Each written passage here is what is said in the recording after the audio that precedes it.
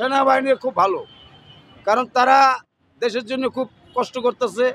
এই রোজে যে ইয়াতে ডিউটি করতেছে খুব ভালো, এরা দেশের লেগে ভালোও করতেছে। যারা দল করতেছে তারাই একরকমভাবে চলতেছে, একবিতে কোনো মিল নাই, মহব্বত নাই, সবাই হইলো হিংসার পড়ে রয়েছে।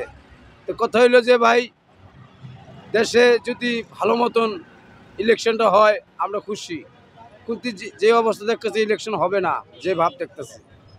তে আল্লাহর রহমতে দেশের কি বলবো, সরকার দেবতা, সরকার তো সবাই ভালো, ভালো না খালি মানুষ, আমরা জনগণ ভালো না।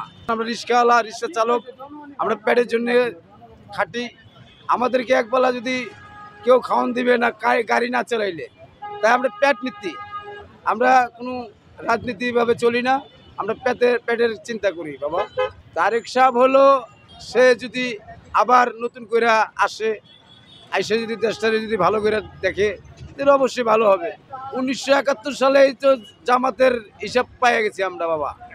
আমরা পাগল মানুষ, আমরা সব বুঝি, কিন্তু কইতে পারি না, কইলেই আমরা কষ্ট পাই, কথা বুঝছেন? তো কল জামাত যদি আসে, সেও চেষ্টা করবে ভালো করার জন্যে, কিন্তু কোন চেষ্টা করবে আমরা জানি না। শেখ হাসিনা সরকার খুব ভালো লোক, কিন্তু ওনার যে সাথের যারা লোক আছে, যে কাদের কুদের যা আছে, এগুলো সব মাথার চোর, এরা ভালো না। এদের জন্যে আজকে আমাদের হাসিনার এরকম হয়েছে।